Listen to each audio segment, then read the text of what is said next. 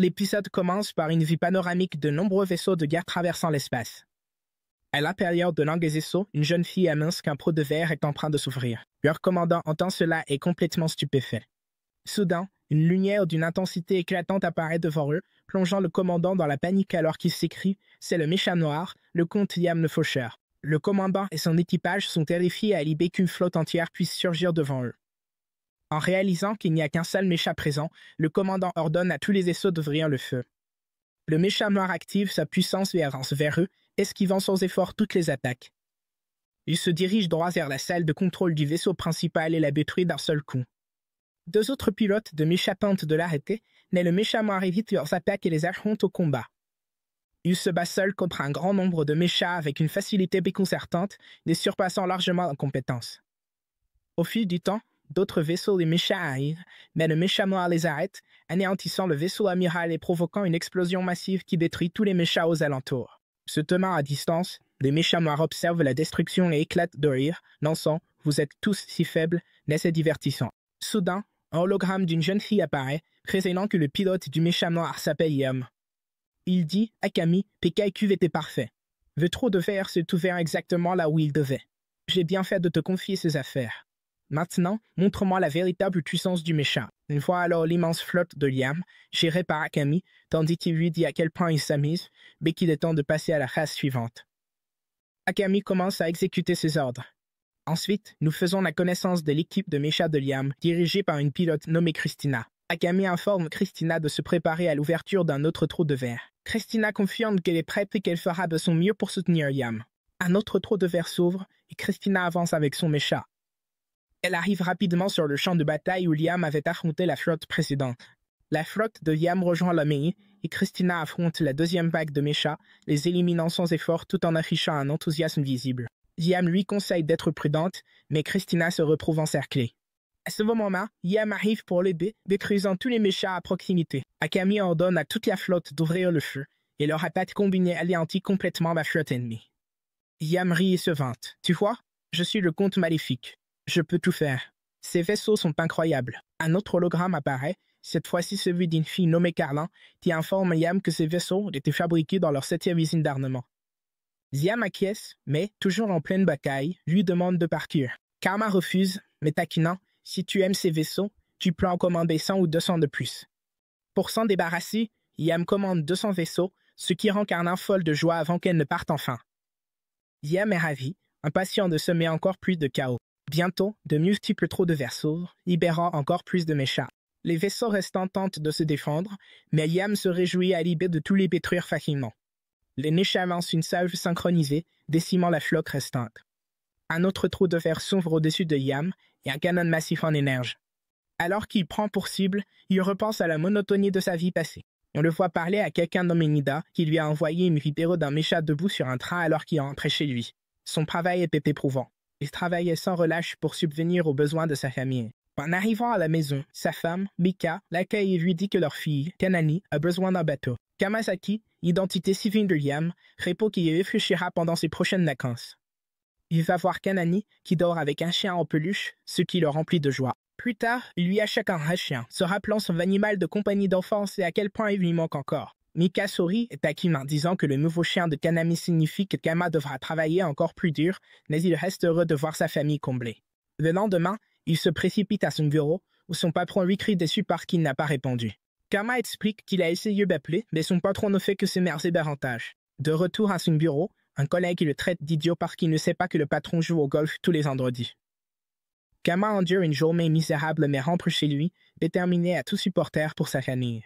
Il regarde Kamami dormir, et Mika lui réchauffe le dîner. Plus tard, Nika mentionne qu'elle a inscrit Kanani à un nouveau club de sport. Alors qu'il rencontre un client, Kama reçoit un autre message de Nida à propos d'un nouveau modèle de mécha, ce qui lui redonne brièvement le moral. Mais il aperçoit alors Mika assise dans un café avec un autre homme. Il pense que Mika était censé emmener Kamani au club.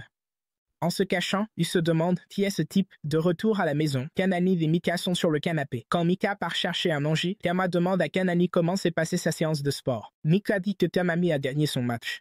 Kama joue avec sa fille, submergé d'amour, mais il hésite à confronter Mika au sujet de l'homme. Plus tard, Kama travaille sur son ordinateur, qui refuse de passer en mode veille. Un collègue lui dit de l'éteindre correctement. Lors d'une autre visite chez un client, il est soulagé de ne pas voir Mika au café jusqu'à ce qu'il entende parler au téléphone avec le même homme. Et puis, Kanami a couru pour attraper la main de l'homme, l'appelant « Papa ». Kamasaki était complètement stupéfait par cela. Abasourdi, Kama repasse les événements dans sa tête, essayant de se convaincre que Kanami jouait simplement à un jeu. Soudain, son patron s'énerve. « Pourquoi tu perds ton temps ?» Kama explique que son ordinateur est lent, puis reprend le travail. Mais Mika appelle Tamami Ayam accident. À l'hôpital, le médecin dit qu'elle va bien, mais qu'elle a besoin de sang. Lorsqu'on leur demande leur groupe sanguin, Kama dit qu'il est AB et Mika est O. Le médecin demande à Mika de donner son sang, ce qui laisse Kama perplexe. Le groupe sanguin de Kanani devrait être A ou B. À la maison, Kama confronte Mika à propos de l'homme. À ce moment-là, Mika a commencé à parler puis a refusé de répondre. Et alors que Tamasaki se mettait en colère et criait que Tamami est que sa fille, Mika lui a dit qu'il avait en fait mal compris et qu'il n'avait pas le droit de poser la question parce qu'il était toujours occupé et ne leur consacrait pas de temps. Tamasaki a répondu que c'était à cause de son travail, mais Mika a répliqué que son travail ne servait à rien parce qu'il ne recevait qu'un maigre salaire et une petite prime, alors qu'il lui avait promis, lorsqu'ils se sont mariés, de la rendre heureuse. Kamasaki a rétorqué qu'il faisait tout son possible pour sa famille, mais Mika a montré que rien ne changerait. Konami lit des magazines pendant que Mika déclare qu'elle veut divorcer. Désastée, Kama essaie de l'empêcher d'emmener Konami, mais sa fille dit qu'elle préfère son autre papa. Kama s'effondre de désespoir. De retour au travail, son patron l'accuse d'avoir transféré 50 millions de yens sur un compte au hasard. Kama nie, mais le transfert a été effectué depuis son ordinateur resté déverrouillé parce qu'il ne se mettait pas en veille. Il réalise que son patron l'a piégé et tout le bureau était au courant. Licencié, Kama perd tout, son travail, sa famille, et il se retrouve maintenant avec d'énormes dettes. Enchaînant plusieurs petits boulots, il reçoit un autre message de Nita à propos de la sortie d'un mécha, mais il est trop déprimé pour répondre. Le lendemain, il crache du sang, réalisant à quel point sa situation a désespéré. Puis, une lumière éclatante l'entoure. Pensant que la mort est venue, il voit à la place la preuve que son patron a volé l'argent. Il aperçoit Mika en train de boire du vin cher avec son ancien patron. Ils sont heureux ensemble, et Mika se vante de l'avoir quitté. Kama sanglote, « Tu as détruit ma vie pour ça ». Alors qu'il est consumé par la vengeance, un homme apparaît, un type qui lui propose son aide. Naledite se nourrit des émotions négatives et savoure le désespoir de Kama. « Ta souffrance est bénicieuse, dit-il. Mais ne t'inquiète pas, je vais te donner quelque chose de spécial. » Kamasaki ne comprenait pas ce qu'il était en train de se dire. Puis le dit sortit un sac et lui montra divers posters représentant différents mondes où il pourrait se réincarner. Il demanda à Kamasaki dans quel monde il préférerait aller, que ce soit un univers fantastique avec de la magie, les potes des samouraïs, le Far West avec des cow-boys, ou même l'ère des dinosaures. En regardant tous ces mondes, il en remarqua un autre qui parlait de mécatronique et de vaisseaux spatiaux. Kamasaki choisit ce monde, et le dit lui dit que c'était un monde pur, rempli de nobles et de rois régnant sur les galaxies.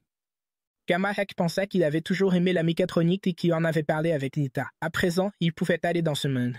Il signa le contrat que le Deep lui tendit et ses yeux commencèrent à se fermer alors que le Deep disparaissait. Une lumière éclatante jaillit de sa maison, l'emportant dans le ciel. Puis nous sommes revenus au présent, où une bataille faisait encore rage.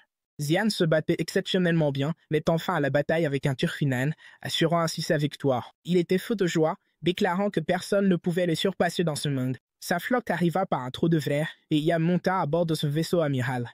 Puis nous avons vu la lumière dans le ciel disparaître alors que Tamarak renaissait dans un autre monde, déterminé à le gouverner d'une main de fer. Pendant ce temps, Yam était allongé sur un toit avant de se relever, réalisant qu'il était un noble dans ce monde. Sa famille régnait sur une tête. Il se souvenait de son nain, Ibraha. Il rentra chez lui, entrant dans une maison légèrement différente, sa véritable maison. À son arrivée, tout le monde lui souhaita un joyeux anniversaire. Sa mère lui dit qu'elle avait un cadeau merveilleux pour lui, puis utilisa la magie et commença à partir, Yam la suivant. Ils avaient préparé un grand gâteau et un cadeau immense. Yam était ravi jusqu'à ce qu'il ne voie qu'une télécommande. Sa mère lui expliqua qu'avec cet appareil, il pouvait choisir une domestique pour lui-même. Lorsque Yam appuya sur le bouton, un écran apparut mis 30 différents types d'yeux. Il demanda à sa mère ce que c'était, et elle lui dit qu'il pouvait personnaliser sa domestique comme il le souhaitait. Surpris mais intrigué, Yam fit ses choix et valida la commande. À ce moment-là, son père arriva et annonça à Yam que son cadeau d'anniversaire était le titre de comte bénéfice. Yam était sous le choc. Il n'avait que 5 ans, mais son père lui assura qu'il pourrait facilement dériper des titres et vivre confortablement. Cependant, il devrait leur envoyer de l'argent chaque mois. Sa mère ajouta que cet arrangement lui permettrait de vivre de façon indépendante. Yam accepta, pensant que c'était ce qu'il y avait de mieux pour lui. Son père fit venir un domestique qui apporta un contrat. Yam l'a signé, rendant son père ravi. À partir d'aujourd'hui, tu es comte. Ta mère et moi resterons dans notre maison à la capitale, dit-il avant de partir. Ziam les regarda s'éloigner, secrètement ravi d'avoir désormais le contrôle sur tout ici. Il pensa qu'il devrait remercier le guide pour cette opportunité. Placem revint sur le corps sans vie de Kamasak, totalement dépourvu d'âme. Vedit se réjouit en disant « Il ne se rendra jamais compte qu'il est tombé dans mon piège. Je vais continuer à me nourrir de ces émotions négatives. » Il pensa alors à terminer le travail qui restait. Ailleurs, Mika discutait avec son patron. Le patron de Kamarak exprimait sa culpabilité par rapport à ce qui s'était passé, mais Mika s'en moquait. Elle était simplement heureuse pour elle-même. Elle demanda ce qu'il devait faire ensuite. Le patron suggéra qu'il pourrait bientôt se marier, mais Ledit apparut soudain, furieux. Plusieurs personnes arrivèrent pour arrêter le patron de Kamasak après l'avoir découvert qu'il l'avait trompé. Le patron paniqua, affirmant qu'il s'agissait d'un malentendu, mais ils le maîtrisèrent et l'emmenèrent. Mika tenta de les arrêter, mais c'était inutile. Le Deep dit « Voilà ta générosité. Maintenant, tu ne peux plus rien faire. Celui qui t'aimait vraiment est mort. » Mika s'assit par terre, sous le choc. Vedit réfléchit que les gens de l'autre monde avaient une longue espérance de vie, dont ils souffriraient, vie apportant encore plus d'émotions médiatives sans jamais s'en rendre compte. Alors qu'il se préparait à partir, l'esprit d'un chien apparut, fixant Kamasak avant de sortir par la porte. Un autre combat éclata dans l'autre monde. Deux pirates discutaient de pigner tout ce qu'ils pouvaient. Ils avaient un puissant mécha nommé Blangué qui combattait contre un mécha blanc. Les affrontements étaient intenses. Lorsque le chef des pirates déclara la victoire, un autre mécha dangereux fit son apparition, battant à lui seul un groupe d'entre eux. Il s'avéra que le mécha blanc était dirigé par Christina, une chouaillère avant de rencontrer Yam. Une poupée reposait dans une boîte. Quand Liam la vit, il était fou de joie. C'était exactement la domestique qu'il avait demandé. Il demanda au serviteur comment l'ouvrir, ignorant que les domestiques étaient livrés de cette façon.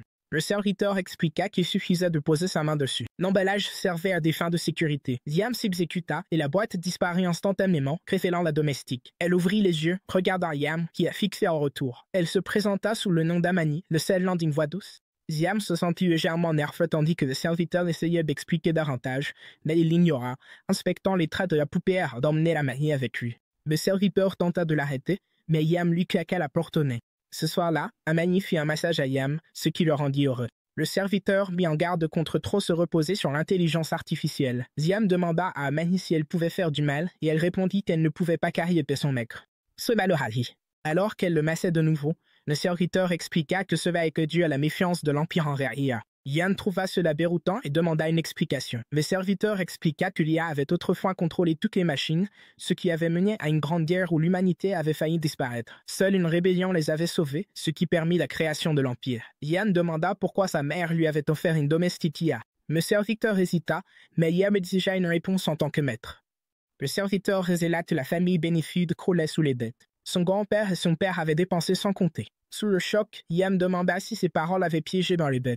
Le serviteur confirma qu'ils avaient peu de contrôle ici. La plupart des biens étaient partis chez les créanciers. Amani resta silencieuse, observant la scène. Yam regarda par la fenêtre, sans rien voir de positif. Dans un bar, quelqu'un fit remarquer que leur nouveau seigneur n'avait que 5 ans. Un vieil homme grimaça, disant que les nouveaux seigneurs augmentaient toujours les impôts. Une femme les avertit de faire attention, quelqu'un pourrait entendre. Yam comprit que cette planète n'avait rien, dit-il. Il ne pourrait pas rembourser ses dettes ici. Il avait encore été trompé, cette fois par ses propres parents. Il se souvint de la façon dont sa femme l'avait trahi dans sa vie précédente. Mais il regarda alors Amani et dit « L'Empire déteste les IA, et comme moi, personne ne se soucie de toi. Restons ensemble, en partenaire. » Le serviteur tenta de l'arrêter, mais Yam l'ignora, déclarant qu'il échapperait à la bête et qu'il dirigerait avec le soutien d'Amani. Il donna à Amani 3 ordres irrévocables, toujours le protéger, l'aider à gouverner ce monde et lui rester fidèle. Il accepta. Yam admit qu'il n'y connaissait rien en gouvernance, mais Amani suggéra d'utiliser une capsule temporelle pour acquérir des connaissances. Le serviteur objecta qu'une IA ne devrait pas gouverner, mais Yam insista. Le serviteur craignait que les sages ne les punissent, mais Yam fit valoir que les lois autorisaient une utilisation limitée des IA. Yam entra dans la capsule temporelle avec Amani. Elle lui dit qu'il avait acquis 10 ans de connaissances en 6 mois. Il lui demanda si elle avait des émotions. Elle répondit que son IA l'aidait à en comprendre certaines, mais qu'elle ne pensait pas vraiment les ressentir. Pourtant, lorsque Yam lui demanda de rester avec lui, son processeur surchauffa. Gêné, Yam le fit remarquer avant de s'endormir dans la capsule. Amani a promis de l'attendre. Nous voyons Medit parler, disant « Je suis le dupe, et mon travail est de collecter les émotions négatives. » Les émotions négatives peuvent être de toutes sortes. Par exemple, si quelqu'un va manger au restaurant et que soudainement ses baguettes se cassent, sa colère serait une émotion négative, et cette émotion négative est la nourriture du dub. Nous voyons Liane sortir de la capsule d'éducation. Dès qu'il en sort, il s'adresse à Aniji en demandant « Enfin ». Combien de temps suis-je resté dans la capsule? Amiji lui dit que cela fait presque 2 ans, mais Yam se sent étrange car il n'a pas perçu le passage du temps, mais cela n'a pas d'importance. Ensuite, Amiji lui montre comment le pays s'est amélioré pendant son absence et il en est ravi, ce qui le pousse à la féliciter, chose qu'Amiji apprécie. Plus tard, Yam décide d'inspecter son territoire. D'abord, Amiji l'emmène au spatioport où sont anciens les satellites et elle lui parle aussi des points lumineux qui se déplacent dans l'espace. Elle aimerait pouvoir montrer tout cela à Nia, mais il n'y a rien qu'il puisse faire à ce sujet. Puis Yam dit « J'aimerais pouvoir piloter ça ». Amiji répond « Tu veux vraiment le piloter ?» Yam répond « Oui, ce serait un rêve pour moi ». Amiji dit « Je peux arranger ça ». Elle emmène alors Yam à l'intérieur d'un mobile suit. Il y a des instructions de base indiquant qu'il fonctionne normalement, mais que s'il a besoin d'effectuer une manœuvre spéciale, il doit y penser en utilisant la magie dans son esprit et exécuter. Yam commence à expérimenter et sort le mobile suit, mais il essaie d'apprendre à marcher avant de courir. Amiji arrête. Yam demande « Est-ce qu'il y a des armes dans ce mobile suit ?» Elle l'empêche d'y accéder, car cela pourrait être trop dangereux pour lui, mais Yam insiste « Je dois me battre au moins une fois pour essayer ». En entendant cela, Amiji lui trouve un adversaire, le capitaine Machette, qui vient apprendre à Yam comment se battre. Yam dit à Machette « Prépare-toi », et Machette répond qu'ils sont tous les deux prêts à se battre. Ils se ruent l'un sur l'autre, et lorsque Yam attaque, Machette dit « Oh mince, j'ai perdu ». Cela met Yam très en colère et il dit « Je ne suis pas un enfant. Si tu joues avec moi parce que tu penses que je suis un gamin, arrête. » Ils conviennent de s'attaquer à nouveau, mais Machette met instantanément Yam à terre avant même qu'il ait le temps de réagir. Yam se rend compte que se battre est bien plus difficile qu'un jeu vidéo. Plus tard, Yam demande à son serviteur de lui trouver un professeur pour l'entraîner au combat. Le serviteur refuse, disant que le combat n'est pas fait pour lui, mais Yam insiste « J'ai besoin d'être plus fort et savoir se battre est essentiel pour ça ». Yam réfléchit à ce dont il a besoin pour dominer les gens et leur inspirer la peur. Puis Amiji arrive et appelle Teltamame Yashushi, qui dit être venu après que Yam m'a contacté. Yam ressemble à quelqu'un venu des parents anciens. Yashushi demande « C'est là que je dois former ?» Yan s'avance et dit « Oui, je suis Yan, des 7 royaumes. » Il ajoute qu'il voulait apprendre auprès du meilleur. Yashushi commence « Mon garçon, le mot « meilleur » n'a pas de définition. Tant que tu es dans cette course, la victoire ou la défaite peuvent te juger à tout moment. N'essaie pas d'être le meilleur, contente-toi d'être bon. » Amiji écoute et remarque « Ce garçon n'a pas l'air normal. » On dirait qu'il attend quelque chose. Yam répond « Ce qu'on devrait dire de lui, c'est que c'est une bonne personne. » Plus les choses sont riches, plus une personne devient forte. Puis Yam demande à Yashushi « Pouvez-vous nous montrer un peu de vos compétences ?» Yashushi les emmène dans la jungle. Il leur montre ses techniques, précisant qu'il ne répétera pas le mouvement qu'il va utiliser, c'est un secret. Yan dit « On n'a pas besoin de ça. Enregistre juste Amiji. » Yashushi exécute la technique et des morceaux de bambou éclatent tout autour d'eux. Yam est impressionné et demande à Amiji comment il a fait. Elle répond qu'il ne semble rien avoir fait, mais Yam pense que Yashushi a simplement été trop rapide pour qu'elle le remarque. Puis Yam dit « Maître, laissez-nous devenir vos élèves. » Yashushi entend cela et répond « Bien sûr, je vais faire de toi mon élève. » L'atmosphère change légèrement et une scène nocturne apparaît. Yashushi revient au même endroit et dit « Oh mon Dieu, mais quel idiot ce gamin !» Je l'ai piégé et il est tombé dans le panneau. On voit la princesse Christina, dont l'assistante l'informe qu'ils sont près du navire pirate. Christina dit « Contactez-les ». Il communique et le capitaine Gaz apparaît, disant « Madame, je m'appelle Gaz. » Christina répond « Je suis la 2e princesse du royaume de Lipa, Christina. » Gaz commence à parler à Christina « Pourquoi êtes-vous venue ici? Avez-vous peur ?» Christina répond « La peur ne fait pas partie de mon vocabulaire, mais si quelque chose m'arrive, je serai blessée en quelques secondes. » Elle leur montre les navires de guerre et les combinaisons mobiles qui les entourent. Gaz dit « Eh bien, tu as raison, mais permets-moi de te corriger, car tous ces vaisseaux et ces mobiles suits ici ont été convoqués par moi. » Des soldats commencent à se déplacer autour d'eux, les Gaz ajoutent « Alors ne t'attends pas à ce qu'il reste en vie. Il pourrait même ne pas te laisser vivre. » Il poursuit en disant qu'il a investi trop d'argent là-dedans et qu'il ne peut plus faire marche arrière. Voit Yam s'entre-le-dire avec Yashushi.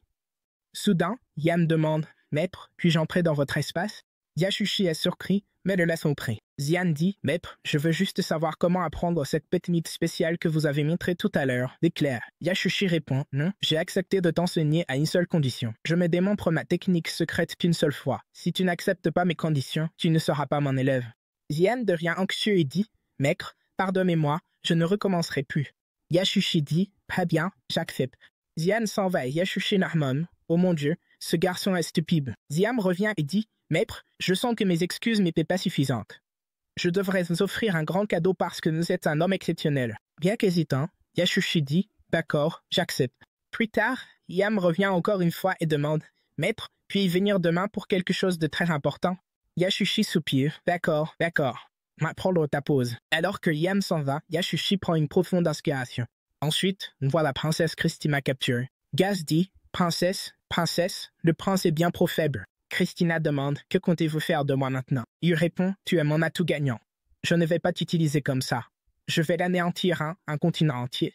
Puis il lance une flotte de vaisseaux spatiaux pour bombarder la surface. On revient à Yam, qui dit s'être entraîné toute la nuit sans réussir à maîtriser la technique. Soudain, Ameji apparaît et commence à montrer l'état de leur pays, expliquant que les choses s'améliorent. Yam la félicite, mais Ameji s'excuse. Désolé, monsieur. J'ai eu quelques difficultés à répondre à vos attentes. Yann demande, où étions-nous bloqués? Elle répond, dans Murix. Yann demande, quelle est la vraie raison? Ameji dit, les investissements que nous avons faits ne rapportent pas grand-chose. Nous sommes presque perdus. Yam examine la situation, comprend le problème et dit à Ameji de convoquer le responsable. L'homme arrive le lendemain matin et commence à se vanter, mais Yam le coupe. Je n'ai pas envie d'entendre ça. Je pense que tu te moques de moi avec l'un de tes amis. L'homme dit, Monsieur, vous êtes un enfant. Je me doute que vous pouvez avoir des difficultés à lire et à écrire. Laissez-moi zéber. Yann rétorque, je ne suis pas un enfant. Mettons ça au clair d'abord. Comme ma fille était petite, logiquement elle ne l'était pas. L'homme commence à s'agiter. Yam demande, si les coûts sont élevés, pourquoi ne pas changer de fournisseur? L'homme répond, nous ne poussons pas. Ils collaborent bien avec nous et nous fournissent tout ce dont nous avons besoin. Il ajoute, à moins d'essayer, comment pouvez-vous savoir si vous allez réussir ou échouer? Yam réfléchit à cela et dit, eh bien, il y a des gens bons et des gens mauvais, alors je veux être une mauvaise personne, commettre des crimes et ne pas me faire attraper. Soudain, Ameji apparaît et dit, cet homme est déjà l'objet d'une enquête. L'homme proteste, Messieurs, je n'ai rien fait.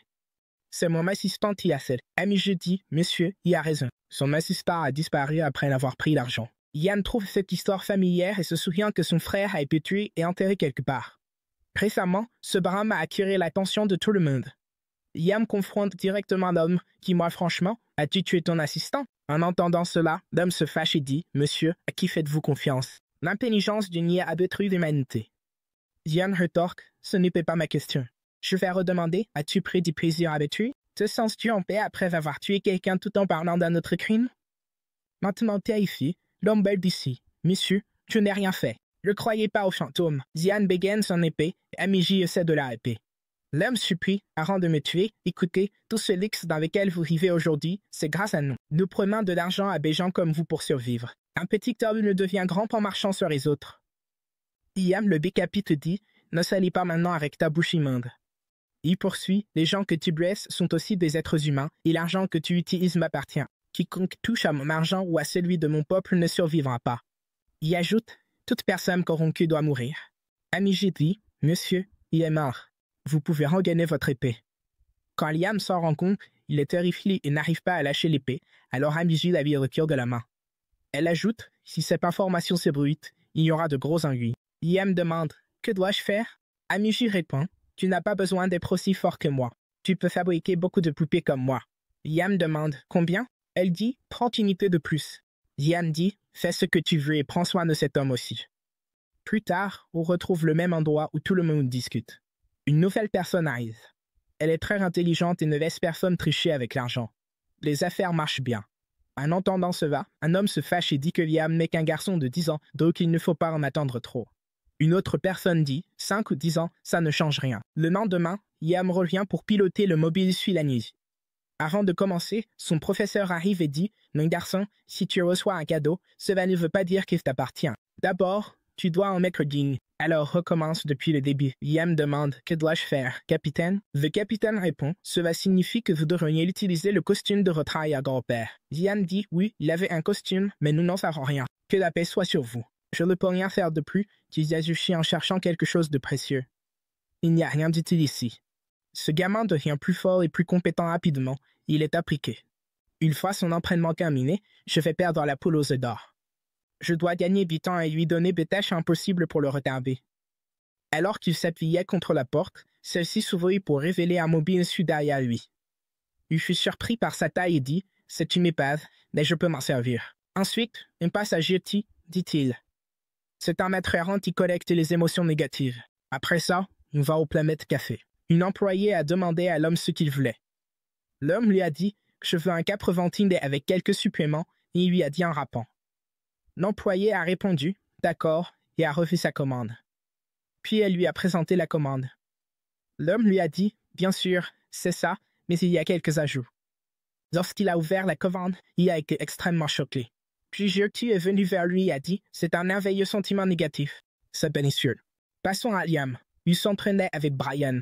Brian a demandé à Liam « Le mobile suit à vide est-il réparable ?» Liam lui a répondu « Ce sont les instructions du maître Yasushi et il va l'utiliser pour son entraînement. » Brian lui a dit « C'était l'unité préférée de ton arrière-grand-père, Monsieur Avaster, alors je suis content de voir que tu l'apprécies. Mais une unité plus moderne ne serait-elle pas plus adaptée à l'entraînement ?» Liam a répondu « Être un vrai pilote, c'est savoir maîtriser une vieille unité difficile à contrôler. » Brian répondit « Je vois. Y a-t-il un avantage à cet entraînement?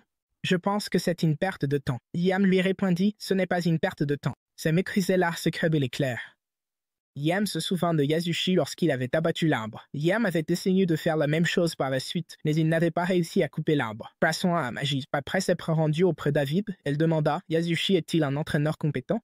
Elle chercha et dit « Peu importe. Puisque la demande vient de Liam, je dois l'exécuter. » Elle s'approcha d'Aviv et lui dit « Je vais te ranimer et je veux que tu protèges la vie de Liam. » Passons à la 7e usine Barn. Nias se présenta à Liam, précisant qu'elle était là pour s'occuper du mobile Sui. Liam lui dit « Enchanté de faire votre connaissance. » Nias demanda à Liam « Cette femme serait-elle un androïde fonctionnant avec une intelligence artificielle ?» Liam lui demanda « Il y a un problème? Je sais que l'Empire déteste l'intelligence artificielle, mais il ne l'interdit pas. » Puis Nias s'approcha d'Amaji et demanda « Est-ce un Tyrell Nexus F6 ou un Rocher Sol Q5 ?» Elle dit « C'est génial. Il est entièrement personnalisé. » Elle lui dit que c'était la première fois qu'elle voyait un androïde fonctionnant avec une intelligence artificielle et commença à l'examiner, ce qui mit Liam très en colère. Ensuite, ils passèrent à Avid. Nias dit à Liam « S'il te plaît, rends cette unité à nouveau capable de se battre. » Nias dit à Liam « Je pense que ce truc est fichu et qu'acheter un nouveau modèle serait mieux et moins cher que d'essayer de le réparer. » Liam lui répondit « Ne me force pas à acheter tes marchandises invendues » et lui dit qu'il voulait que Vib soit réparé immédiatement afin qu'il puisse le piloter. Nia lui expliqua que les batailles se livrent désormais principalement avec des modèles de 14 et 18 mètres et que plus personne ne pilote d'anciens modèles de 24 mètres comme celui-ci. Elle lui dit qu'il n'y avait plus de pièces détachées pour ce modèle et que cela coûterait très cher de le réparer. Liam lui répondit qu'il s'en fichait et lui demanda de changer les vieilles pièces et de les remplacer par des pièces neuves avec les meilleures spécifications. Il lui demanda de conserver les commandes manuelles et de retirer toutes les fonctions d'assistance, ajoutant qu'il voulait que tout soit parfait et qu'il se moquait du prix que cela lui coûterait. Nia lui dit « Alors laisse-moi m'occuper de cette tâche. » Zian lui répondit « Alors je compte sur toi. » Il lui demanda aussi d'ajouter l'attaque finale et lui demanda si tous les robots la réunissent. « C'est ça, comme un coup de poing fusée, » dit Nia. « Qu'est-ce que c'est ?» Ian lui répondit « Tu es une experte, tu ne sais pas. C'est un coup de poing qui vole grâce à des fusées. » Puis Yasushi a rejoint Lady. Voyons comment Avi peut être réparé. Quand il vit Nia, il fut impressionné par elle et s'approchait d'elle chaque fois qu'il voulait y parler. Elle n'y prêta aucune attention et continua de discuter avec Liam, ce qui agaça beaucoup Yasushi. Puis Yasushi remarqua que Liam se rapprochait de Nia et commença à plaisanter avec elle. Il dit « Je ne lui ferai pas de cadeau. » Ensuite, ils sont passés à l'entraînement. Puis lui lança de nombreuses balles pendant que Liam avait les yeux bandés. Yasushi lui dit « Tu ne deviendras pas un vrai guerrier tant que tu ne pourras pas gêner cette quantité. » Liam lui répondit « Mais je ne vois rien. » Il lui dit que l'épée était très lourde et qu'il n'arrivait pas à garder l'équilibre. Yasushi lui répondit « Ne te fie pas à tes yeux, mais regarde avec ton esprit, avec ton âme, et défends-toi avec la force de ton cœur jusqu'à ce que tu te libères de Kevinite physique. » Il lui lança de nouveau les balles et lui demanda de ne pas réfléchir, mais simplement de ressentir. Lorsque Yam essaya de ressentir, il reçut une autre balle en plein visage. Yasushi continua à lui lancer des balles tout en mettant de bonne humeur. Passons maintenant à l'espace. Un vaisseau apparut dans l'espace et son capitaine était un homme nommé Gua qui retenait un groupe de jeunes filles, dont la princesse Christina. Il lui demanda de venir avec lui. Christina demanda à Gua « Où comptes-tu m'emmener » Gua lui répondit « Sur mon île, il y eut le trésor. » Il s'approcha d'elle et lui dit qu'elle était belle, et que plus elle était belle, plus il était excité. Christina demanda à Gua ce qu'il comptait faire. Gua attrapa Christina, qui était attachée, et lui dit qu'il allait l'ajouter à sa collection. Ensuite, Gua emmena la princesse dans son laboratoire et demanda au docteur où était son animal de compagnie. Le docteur lui répondit « Il est ici ». Il révéla l'animal, mais il était mort.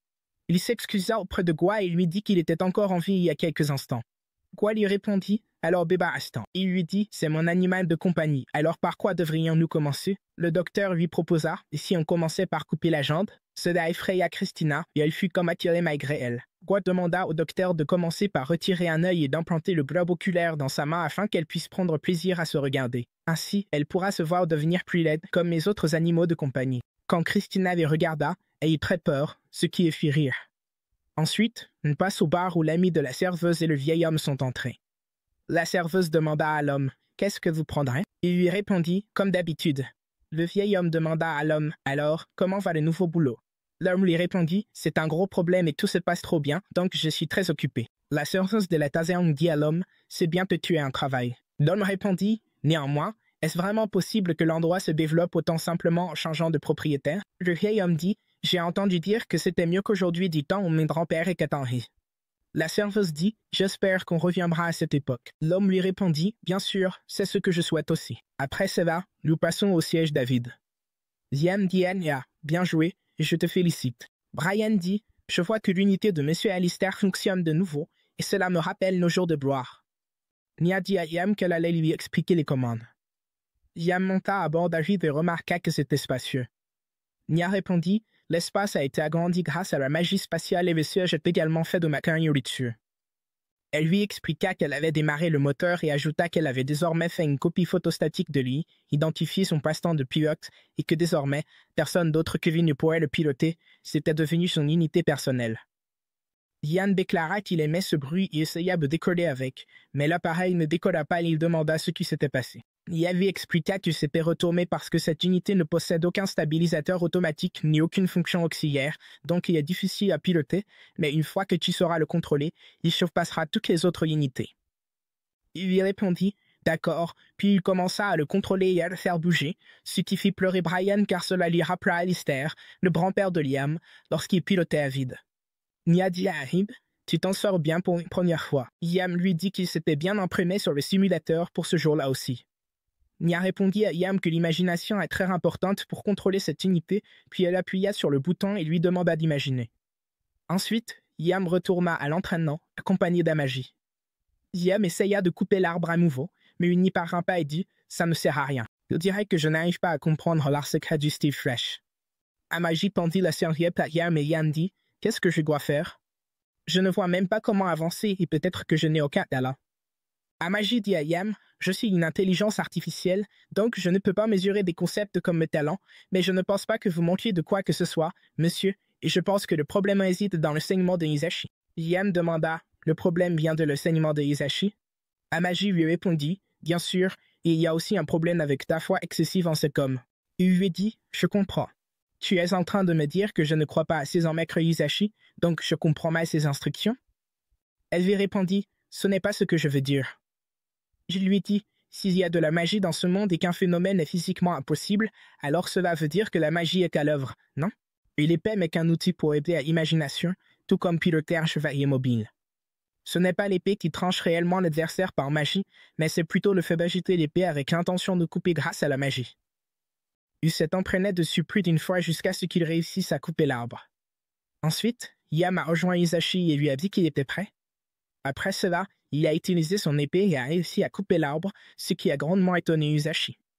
Yann demanda au professeur, « Vous avez vu ça ?» Le professeur lui répondit, « Bien sûr. » Yann demanda de nouveau au professeur, « Est-ce que j'ai réussi maintenant ?» Le professeur se dit à lui-même, « Oublie la réussite, car si tu peux couper ce qui ne peut pas être coupé, alors tu es le véritable gagnant. » Hisashi dit à Yam, « Tu as bien suivi mes renseignements, mais il y a encore un long chemin à parcourir pour en atteindre la véritable essence. » Je lui conseilla de continuer à perfectionner ses compétences sans devenir arrogant, puis il partit. Yam lui a répondu, « Bien sûr. » Pendant que Yushashi se déplaçait, il se demanda, « Qu'est-ce qu'il a, ce gamin ?»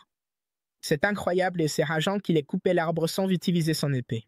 Ensuite, on passe à la maison de Liam, où il reçoit des informations concernant la présence de pirates sur la seule partie du territoire Banfi qui se trouve sur la planète de ressources, Nikkei. Amaji a expliqué que l'environnement est mauvais et que l'extraction minière est difficile, donc la planète avait été laissée à l'abandon, mais j'y ai créé une installation pour générer des profits. On a informé Liam que les pirates visent cette installation, qu'ils ont déployé des chevaliers volants et que l'armée résiste, mais personne ne sait combien de temps ils tiendront. Liam a demandé à Amaji quelle est leur stratégie. Elle lui a dit « Tu dois t'approcher du point aveugle de la planète à l'opposé de l'installation minière et utiliser l'horizon comme bouclier pour attaquer tout en descendant avec les aérofreins, en effectuant une rotation grâce à la gravité pour les surprendre directement par le dessus. » Ziam a répondu « D'accord, c'est bien. » Puis il a demandé à tous les vaisseaux de se préparer au combat et aussi de s'emparer des vaisseaux pirates, ajoutant qu'il irait avec eux pour défendre l'installation. Ryan a dit à Ziam « Tu ne devrais pas aller combattre les pirates toi-même. » Ziam lui dit de se taire et ajouta qu'il ne pardonnerait à personne de toucher à ses biens et que le moment était venu de montrer les compétences du maître Musashi. Les vaisseaux se préparèrent et Yam fusionna avec Alhib. Amaji dit à Yam qu'ils étaient prêts à lancer. Il lui répondit « Parfait, lance-moi. » Ensuite, Yam fut lancé à l'intérieur d'Alhib, attaqua l'un des pirates par l'arrière et l'élimina. Ensuite, le reste des pirates dirigea ses attaques vers Yam, mais rien ne l'atteignit car il disparut, puis réapparut soudainement devant lui et détruisit un autre pirate. Après cela, les pirates se dispersèrent, mais Yam ne cessa pas de les anéantir. 2 pirates arrivèrent derrière Yam, mais il utilisa son épée et les élimina. Ensuite, des tirs furent dirigés vers Yam, mais il montra son arme et la pointa sur eux, ce qui fit exploser l'un d'eux. Après cela, il tira plusieurs coups sur eux, ce qui les fit exploser. Lorsque les pirates se rassemblèrent devant Yam, celui-ci utilisa le Steel Flash et l'art secret, faisant exploser un groupe de pirates, ce qui poussa le reste des pirates à prendre la fuite. Mais Yam ne s'arrêta pas là et déclara qu'il allait les achever avec son coup final, puis lança son rocket punch. Mais le coup ne sortit pas de ses mains comme prévu, ce qui le surprit, et il déclara que ce n'était pas le coup final qu'il voulait. Nia lui dit que c'était bien le rocket punch qu'il avait demandé. Ziam lui répondit que c'était une fusée en forme de poing et que ce n'était pas un vrai coup de poing si cela ne sortait pas de la main d'Avid en direction des ennemis. Nia répondit « Mais c'est bien plus puissant que la main d'Avid. » Après cela, Amaji arriva et lui annonça qu'elle n'avait pas réussi sa mission et n'avait pas pu capturer un seul des pirates. Yann demanda « Alors, qu'est-il arrivé aux autres ?» Elle lui répondit « 30% étaient détruits et 60% se sont échappés. » Yam lui dit « D'accord, c'est un bon travail. »« Bien joué, Amaji. » Elle lui répondit « Votre éloge m'honore. » Gawaz demanda au docteur « Ils sont revenus les Manhites, sans aucun survivant ?» Le docteur répondit « J'ai entendu dire qu'ils avaient sous-estimé les forces ennemies et se sont repliés avant de subir de lourdes pertes des victimes. » Gawaz répliqua « Ce sont des imbéciles. Ils auraient dû mourir plutôt que de fuir comme des lâches. Ils doivent agir pour anéantir la flotte qui leur a échappé. » Le docteur demanda à Gawaz « Tu vas attaquer tes propres hommes ?» Gawaz répondit « Le règne des pirates prend fin quand les gens les méprisent. Nous devons faire un exemple, puis passer au vaisseau de Liam. » Amaji dit à Liam, l'amarrage est terminé. Liam répondit, ce sont des résultats satisfaisants. Amaji dit à Liam, félicitations pour ta première bataille. Vraiment, ta toute première bataille. Liam répondit, bien sûr, nous avons réussi à protéger nos ressources et même à obtenir quelques butins. Amaji dit à Liam, selon la loi impériale, quiconque s'empare d'un vaisseau pirate a le droit de revendiquer la propriété du vaisseau ainsi que de toute sa cargaison. Liam demanda, tu parles de la cargaison des vaisseaux pirates? Amaji confirma, exactement. Zian s'exclama, c'est un trésor pour nous.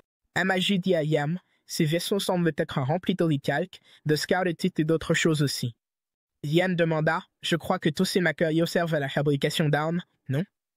Puis il leur dit qu'il voulait une couronne en or sertie de diamants.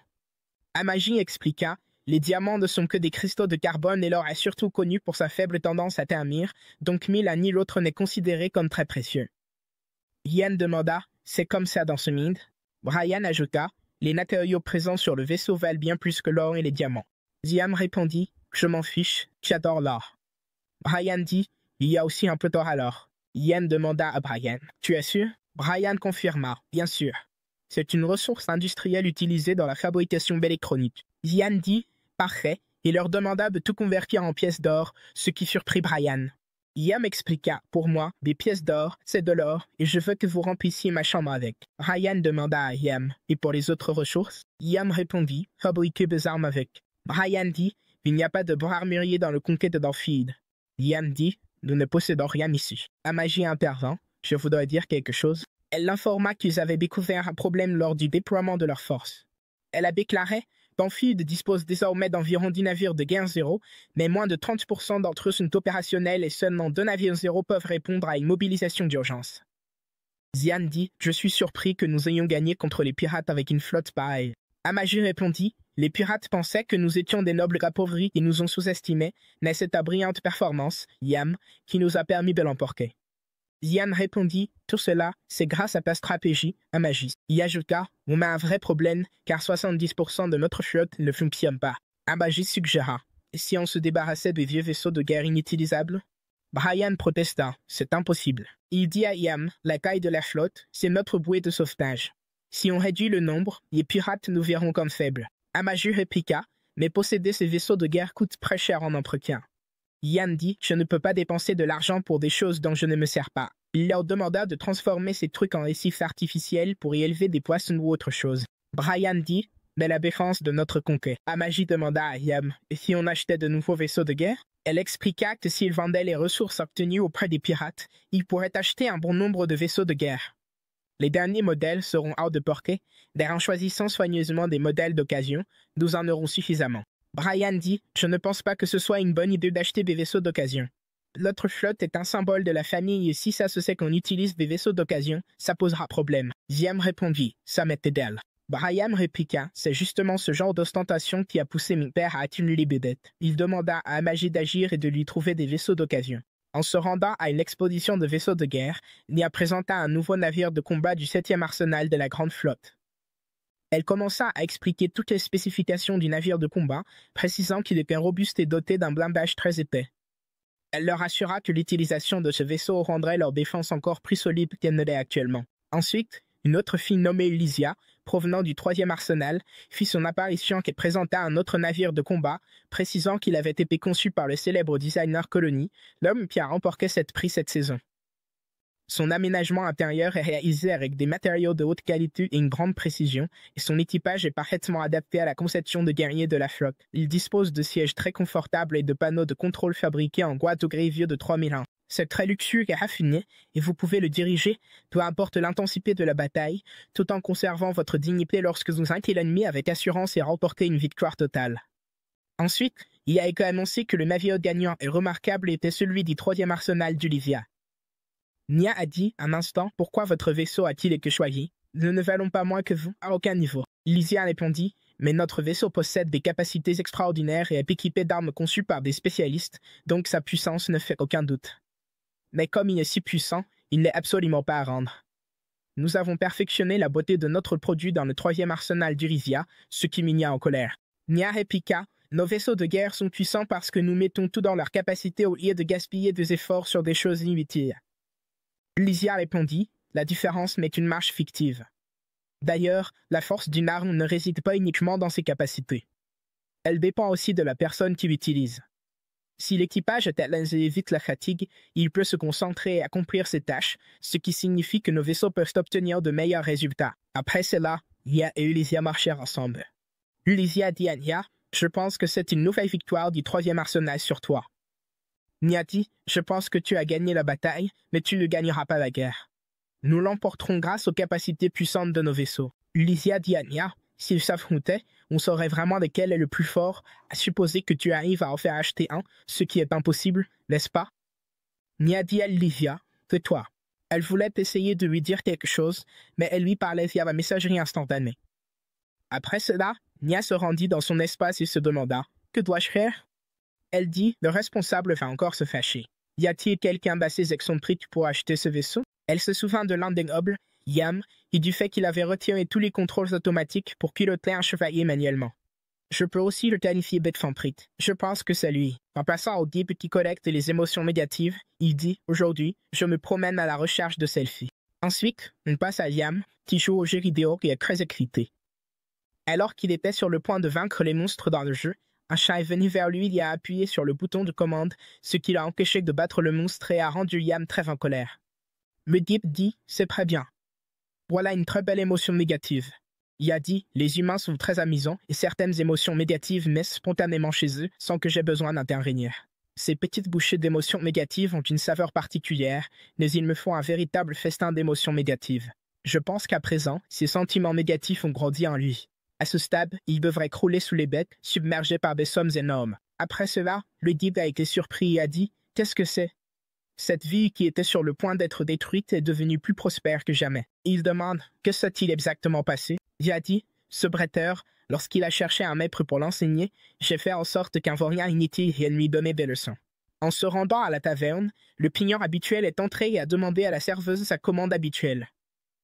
Le vieil homme a dit à son ami, « As-tu entendu les dernières nouvelles ?» Il lui a raconté que Yam avait vaincu des pirates.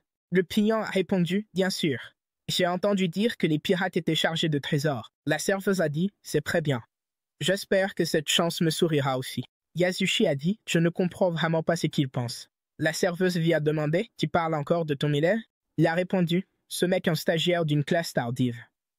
Il continue assidûment l'entraînement que j'ai inventé sur un coup de tête et il m'a dépassé en peu de temps, à remène que je ne devienne un guerrier de première classe. » La serveuse lui a dit, « Où est le mal là-dedans?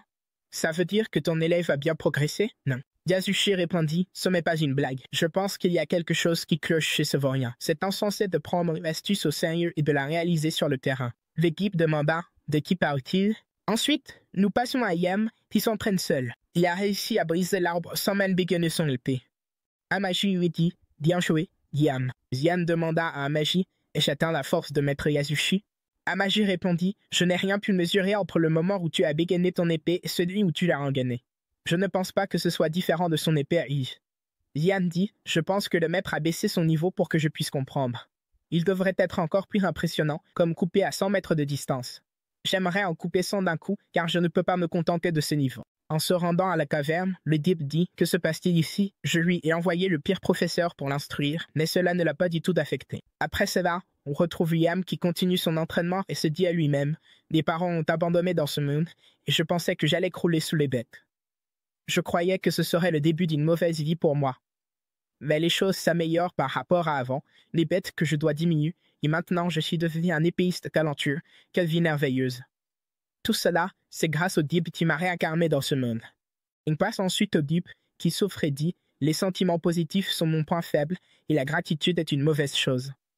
Cela me fait souffrir au point d'en mourir et il faut que je renouvelle rapidement mes sentiments négatifs. » Il a senti les cheveux de Yasushi et a dit, « Il y avait un mélange de saveurs étranges mêlées à ses sentiments négatifs. Néanmoins, cela m'a sauvé. » Mais comment Yam a-t-il trouvé le bonheur? L'ai-je réincarné au mauvais endroit?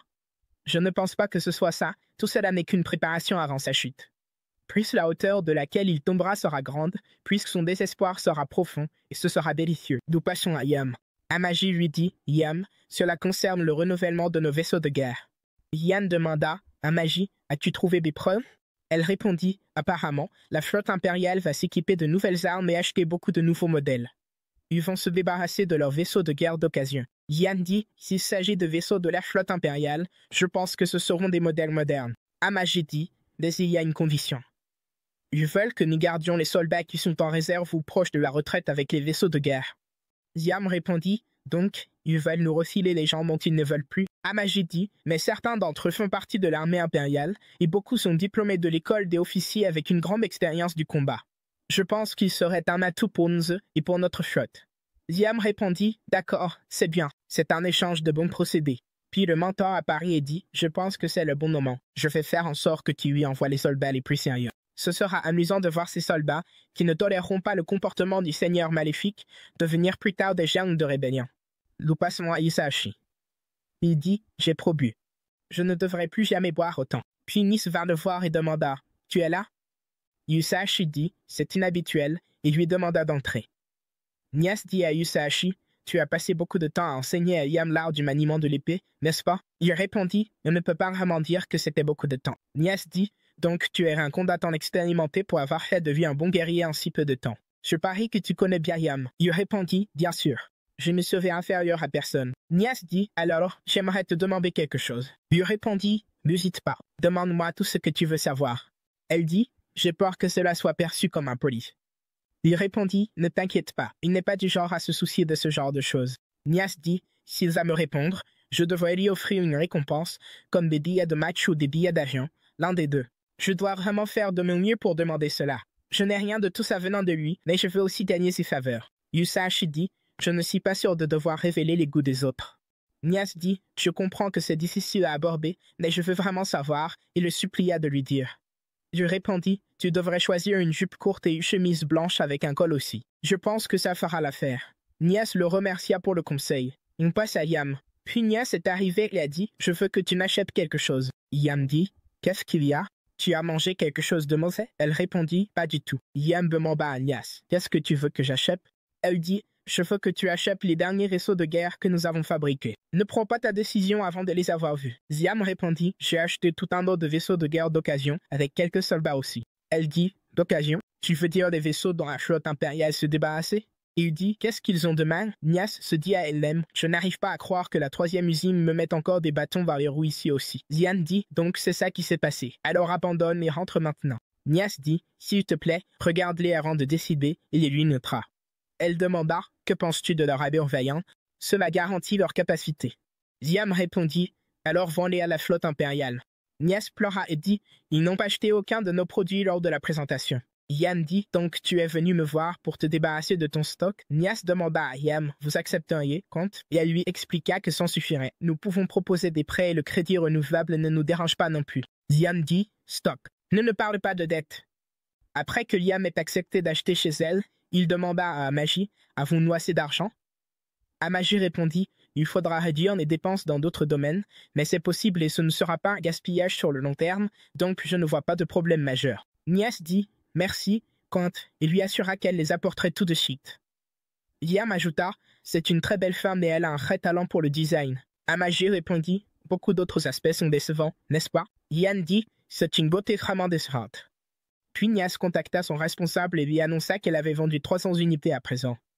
Son responsable lui demanda, as-tu trouvé l'excentrique que tu cherchais? Elle répondit, l'affaire a été conclue avec succès grâce à mon charme. Il dit, un peu de respect, s'il te plaît. Il ajouta, je n'arrive pas à croire que quelqu'un d'aussi sérieux que toi utilise la séduction. Elle répondit, Yam a été très impressionné par moi. Il me regardait avec insistance, comme s'il était fou de moi. Brian, qui écoutait leur conversation, dit, Yam est tombé dans un piège à miel. Yusashi entendit aussi cette conversation et se dit à lui-même, cette lieutenante a fait toutes sortes de choses avec Yam en portant des vêtements qui correspondent à mes goûts. Je ne pardonnerai jamais à cette canaille. Ensuite, on retrouve Yam, qui se repose avec Amaji. Il lui dit, c'est calme maintenant, n'est-ce pas? Elle répondit, bien sûr, c'est calme. Les vaisseaux de guerre de l'usine Sept qui collaborent avec Liam ont été réceptionnés et Liam en a été informé. Ils ont été transférés à la flotte militaire de Liam et une facture lui a été envoyée par transport express pour qu'il la signe à la réception. Nous passons ensuite à Maître Yosashi, qui est contrarié parce que Liam ne s'est toujours pas soucié de ses affaires et qu'il est toujours avec Liam. Il pense que Liam a séduit Nis avec son argent pour qu'elle soit avec lui et tu ne pardonneras pas cela à Liam, ce qui intensifie sa colère. Cette frustration a procuré une grande joie au Gip, car lui aussi déteste Liam et souhaite que Yosashi déverse toute sa colère sur Liam, attendant avec impatience le jour où il pourra écraser l'arrogance de Liam après ses victoires successives. Ensuite, nous retrouvons Liam après sa visite à l'usine 7, où il a été accueilli en grande pompe parce qu'il leur a acheté un groupe de vaisseaux. Ils lui ont expliqué comment utiliser ces vaisseaux, qui possèdent de nombreux avantages dont seuls les nobles comprennent la valeur. Ils ont mentionné qu'ils pourraient économiser de l'argent s'ils continuaient à faire affaire avec eux, en accumulant éventuellement des points qui pourraient réduire considérablement les coûts de notre tiers et billets. Ils pouvaient également retirer eux-mêmes les revêtements des vaisseaux afin d'épargner à Yam tout tracas. Mais d'abord, ils avaient besoin de sa signature ou de son tampon pour confirmer la réception. Après lui avoir présenté tous ses avantages, l'usine 7 a demandé à Yam de prendre certains des vaisseaux pirates dont il avait subi les pertes. Cependant, Yam a refusé car il comptait intégrer ses vaisseaux à sa flotte. Finalement, ils sont parvenus à un accord qui a satisfait les deux parties. L'usine 7 livrera quelques vaisseaux en échange du transfert des autres vaisseaux pirates restants. Actuellement, il n'y a aucune standardisation parmi nos vaisseaux, ce qui pourrait poser des problèmes pour la gestion de la flotte de Liam. Cet accord avec l'usine 7 a été conclu parce que les vaisseaux pirates possèdent des technologies inconnues et proviennent de l'extérieur de l'Empire. Ils espèrent les étudier, ayant modernisé quelques vaisseaux essentiels mais simples par rapport aux précieuses données qu'ils peuvent recueillir des vaisseaux pirates, ce qui rend Liam impatient de conclure l'accord. Ils se sont ensuite rendus dans la zone de stockage des vaisseaux pirates et sont entrés dans un d'eux, remarquant de nombreuses différences par rapport à leurs propres vaisseaux de guerre, sans parler d'une odeur bien particulière. Ils étaient stupéfaits par l'intérieur du vaisseau et voulaient récupérer certaines pièces pour les installer sur leur propre vaisseau de guerre, bien que ces pièces soient totalement différentes de leur système actuel et difficiles à maîtriser. Ils ont ensuite découvert un générateur d'éther remarquable utilisé pour l'inversion de phase, ainsi qu'un laser à ondes gravitationnelles fonctionnant à un niveau subdimensionnel, créant un champ de distorsion en affichant une image pour déformer l'espace-temps à l'aide d'une représentation probée de la gravité. Ils doivent envoyer ces données pour analyse. Soudain, Un chien s'est mis à courir dans le vaisseau et Yam s'est lancé à sa poursuite jusqu'à ce que Yamaji arrive dans une zone spéciale du vaisseau ressemblant à une salle de navigation qui contenait les archives du voyage du vaisseau jusqu'à ce moment-là. Il est alors devenu évident que ce vaisseau avait voyagé à travers tout le Grand Empire. Ils ont également découvert que lorsque ce vaisseau terminait ses voyages, il se déplaçait à travers l'espace-temps jusqu'à l'une des portes spatio-temporelles situées dans la région frontalière de l'Empire. Dès qu'il sort de la porte spatio-temporelle, il utilise une simple transition pour sauter hors de l'Empire, mais pas vers des terres étrangères, il se rend plutôt sur la ligne de front où l'Empire affronte d'autres nations, faisant de cette zone un champ de bataille où les princes se sont affrontés depuis des générations. Il s'est avéré que cette zone se trouve hors la loi et échappe au contrôle de l'Empire, ce qui est en fait potentiellement une cachette idéale pour les pirates. Grâce à leurs analyses, ils ont découvert que ces pirates se rendent sur une planète errante à l'orbite extrêmement inhabituelle qui semble dériver dans un secteur rempli de nombreux trous binaires près de son rayon de rotation. Cette complexité rend l'endroit inaccessible sans connaissance préalable, ce qui est en fait une cachette idéale pour eux, une base secrète connue sous le nom d'île au trésor, où les pirates s'arrêtent fréquemment en secret pour dissimuler leurs précieux butin. Ils décidèrent qu'ils devaient s'y rendre pour chercher le trésor. Nous passons ensuite à Gawaz et son équipage, qui apprennent que sa bande a été anéantie par un individu insignifiant, le chef de la ville, Gonfielda. Ils doivent agir immédiatement pour écraser cette ville, mais doivent d'abord atteindre le village frontalier de Balmoria. Ils ont fait exploser le navire qui transportait les blessés qu'ils avaient perdus face à Yam. Nous revenons ensuite à Yam alors qu'il s'approchait de la porte spatio-temporelle avec sa flotte. Ils se sont arrêtés devant la porte qui devait d'abord les transporter à Balmoria. Mais la porte leur refusa le passage à cause des frais. Ils devaient payer un péage pour passer, et comme ils avaient de nombreux vaisseaux, les frais seraient astronomiques. Yam essaya d'expliquer qu'il paierait plus tard puisqu'il n'avait pas emporté d'argent liquide, mais cette porte n'acceptait pas ce genre d'arrangement. Un paiement immédiat était nécessaire. Cependant, l'un des nobles pouvait rédiger une lettre de passage qui serait approuvée, mais aucun de Gonfielda n'était disponible pour le faire, car ils avaient tous perdu la confiance à cause de leur bec immense. Yam tenta de passer à nouveau, mais le gardien de la porte refusa. Pourtant, Yam lui dit qu'il allait s'approcher pour lui parler, affirmant que les choses pourraient se régler en face à face. Ensuite, nous sommes passés à Gawaz lorsqu'il est arrivé à la porte de Balmoria avec sa flotte et a réussi à franchir la porte. Nous revenons à Yam alors qu'il tente à nouveau de négocier avec les gardiens après plusieurs essais, leur disant des choses pour qu'ils le laissent passer. Il les a suppliés à de nombreuses reprises, mais les gardiens continuaient de le refuser jusqu'à ce qu'il reçoive un appel lui demandant de faire partir Yam car il y avait d'autres affaires à régler. Cependant, Yam aperçut à nouveau le chien qui courait et se lança à sa poursuite. Nous revenons à la flotte de Gawaz, qui a franchi la porte et arrivera à Gonfielda dans une demi-heure. Ensuite, nous voyons les gardiens de la porte qui savent que Gawaz est l'un des pirates, mais ils le laissent passer parce qu'il les a payés, comprenant qu'il allait rencontrer la flotte de Yam. Cependant, ils gardèrent le silence, affirmant que cela ne les concernait pas, et prirent une pause pour éviter toute enquête. Après être sorti de la salle de contrôle, Yam y entra, ayant vu le chien s'y diriger, et fut surpris de ne trouver personne dans la salle de contrôle de la porte. Il découvrit que le gardien de la porte avait relié la flotte de Yam à la porte de Balmoria sans le prévenir, pensant lui faire une surprise et croyant bien agir. Le gardien avait probablement fait évacuer tout le personnel pour que personne ne soit au courant, mais il a finalement renvoyé la flotte dans la mauvaise direction. Yam corrigea cela et redirigea sa flotte sur la bonne trajectoire. Mais en réalité, cela dépendait de la flotte de Gawaz, ce qui fit que leur vaisseau subit des dégâts. Puis Yam reçut un appel d'Amaji qui lui annonça qu'ils avaient obtenu une lettre de recommandation de la part d'un noble, bien qu'il ne s'agisse pas d'un noble médoniste, qui avait utilisé le nom de Misinset pour cette lettre, tout cela parce qu'ils avaient acheté des vaisseaux de guerre chez eux et livré quelques vaisseaux pirates. Le problème avait été résolu, et ils repartirent rapidement. Dès qu'ils franchirent la porte de Balmoria, une fois les vaisseaux en formation, ils transiteraient à l'île au trésor. Ensuite, nous retrouvons Gawaz, qui est en colère car trop de temps s'est écoulé et ils ne sont toujours pas arrivés à l'endroit prévu, sans en connaître la raison. Il leur montra alors qu'ils approchaient de l'endroit, avec peu de temps avant de sortir de l'espace-temps, mais qu'ils étaient sur la mauvaise trajectoire, ayant transité vers l'espace d'entraînement devant où 700 vaisseaux de guerre 0 de la flotte impériale se baissaient. Cette vision fit naître la peur chez Gawaz. Nous revenons à Yam, qui activa sa magie de l'espace-temps et réussit la transition. Tous les vaisseaux achevèrent leur transition, se rapprochant de l'île au trésor. Il y avait de nombreux vaisseaux présents, bien qu'inactifs, et ils ne s'attendaient pas à ce qu'un rival les approche à ce moment-là. Puis la flotte de Yam lança une attaque surprise contre eux, les frappant de manière inattendue. Ziam fusionna avec Avad et s'élança dans l'espace, évitant les missiles tirés sur lui, puis il réussit à toucher directement le vaisseau principal avec un missile, ce qui provoqua son explosion et la destruction de toute la flotte, même s'ils étaient plus nombreux que la flotte de Liam. Tous les vaisseaux pirates se turent alors qu'ils se préparaient à éliminer les faibles en envoyant leurs chevaliers mobiles sur l'île au trésor à la recherche de richesses. Passons maintenant au royaume de Libye, où la princesse Tia fit son apparition alors qu'elle revenait victorieuse d'une bataille. Ses parents la félicitèrent pour son retour triomphal, et elle leur annonça qu'elle avait réussi à chasser les pirates de l'espace. Mais son frère, Ricard, était jaloux d'elle car elle avait remporté tant de gloire, et il semblait aux yeux du peuple qui fuyait ses responsabilités pendant que sa sœur cadette se battait. Tia lui dit que, puisqu'il était le prochain prince héritier, il ne devait pas se jeter aussi facilement en première ligne. Puis la sœur cadette de Tia s'avança et demanda si elle aussi pouvait devenir chevalier comme elle. Tia lui promit que, lorsqu'elle serait grande, elle ferait belle aussi une chevalière et lui apprendrait à manier l'épée. Soudain, une flotte de pirates les attaqua. Il pensa que l'Union Vénifiée les protégeait, mais il était désormais clair qu'ils avaient été trahis. Les pirates poursuivirent leur assaut et leurs boucliers ne purent plus résister aux tirs, ce qui entraîna sa destruction. En conséquence, les tirs perfèrent le royaume, provoquant une énorme explosion. Gawaz réussit à capturer Tia et à détruire complètement le royaume. L'histoire se déplace ensuite sur le navire de Gawaz, où Tia fut amené enchaîné. Il y avait aussi de nombreux autres prisonniers enchaînés. Tia tenta de les rassurer et leur dit qu'il existait un moyen de les sauver grâce aux forces de la résistance et qu'elle préparait l'opération de sauvetage. Puis Gawaz s'approcha accompagné du médecin. Gawaz était heureux de voir Tia saine et sauve, mais elle était très en colère d'avoir été capturée et lui dit qu'elle préférait mourir plutôt que de vivre comme sa subordonnée.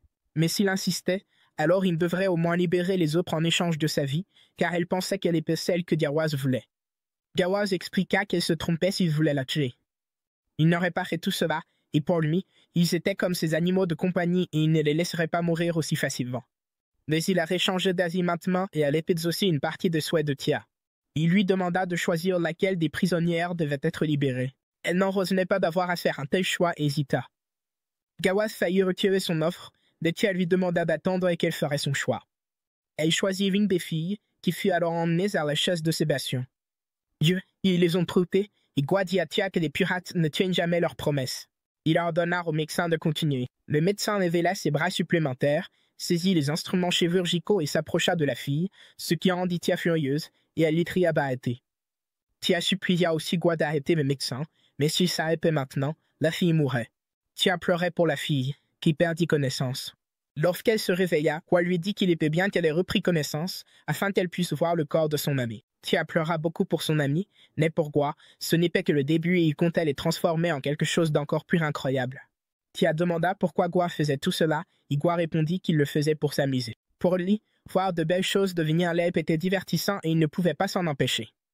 Il lui dit de bien regarder, car c'était son tour. Il la frappa, l'assit sur la chaise de Sébastien et l'attacha. Le docteur s'approcha d'elle. Tia supplia Gwa de l'arrêter, promettant qu'elle ferait tout ce qu'il voudrait. Gwa fut surpris par le revirement de Tia et qui voulait auparavant qu'il se dépêche de la tuer. Le docteur commença à lui faire la même chose. Gwa se demanda pourquoi il n'avait pas commencé par Tia dès le début, mais il voulait voir cette expression sur son visage. Quiconque voyait le corps de son ami serait terrifié et s'effondrerait, et il n'aurait pas été amusant de jouer avec elle si elle était restée forte alors qu'il aurait dû la briser d'abord. Le docteur demanda à Gwa ce qu'il voulait qu'on lui fasse. Gwa lui ordonna de lui retirer les yeux et de les placer dans ses paumes, afin qu'elle puisse se regarder dans le miroir et voir à quel point elle était devenue hideuse. Gwa regarda les autres et leur dit de profiter du spectacle, car ils seraient les prochains. Après la transformation de Tia, elle demanda au docteur de la tuer, mais il refusa car elle était la préférée du chef et devait divertir Gwa, mais elle ne devait pas non plus abandonner, sinon ce ne serait plus amusant.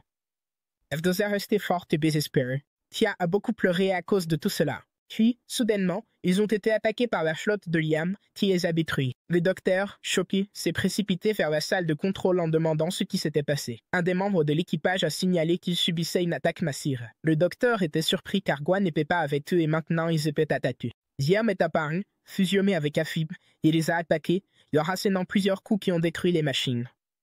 Liam a revu le chien, qu'il a guidé dans la bonne direction. Liam a alors trouvé le docteur et les autres membres du personnel. Puis se sont rendus immédiatement. Liam a exigé qu'ils lui remettent leur trésor, mais le docteur a répondu qu'il ne savait rien à quelconque trésor et a dit que tout ce qu'ils avaient, c'était les animaux de compagnie chers au capitaine Gwa. Liam était perplexe et demanda s'ils avaient des chiens à bord, mais le docteur pensait que Liam, Kongwa, aimait les mêmes choses et lui dit qu'il pouvait fabriquer un chien à partir de l'un d'eux si Liam le souhaitait. Liam, de nouveau confus, demanda au docteur de quoi il parlait. Ils montrèrent à Liam le laboratoire où toutes les transformations avaient lieu, ce qui assura l'un des gardes de Liam. Alors que Liam continuait à marcher, Tia attira son attention et le docteur lui dit qu'elle était la préférée du capitaine Gua et l'une de ses œuvres maîtresses. Cela fit ressurgir chez Liam de vieux souvenirs qui le mirent vraiment en colère, et il tira sur le docteur, le tuant. Liam admit que les pirates étaient définitivement maléfiques. Alors que Liam s'apprêtait à partir, il entendit Tia leur poser une question à leur sujet, disant qu'elle n'était pas une ennemie même si elle était répugnante. Liam s'approcha de Tia et lui dit qu'ils étaient la flotte d'Orpheus, qu'il en était le commandant, qu'il contrôlait désormais cette installation et qu'il avait tué le docteur responsable de ce qu'on leur avait fait.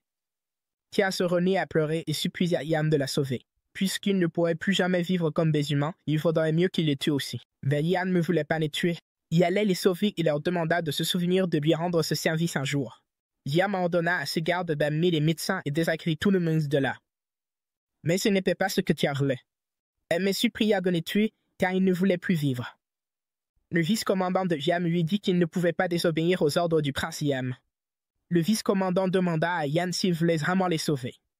S'il le voulait, il pouvait régénérer leur corps à partir de zéro.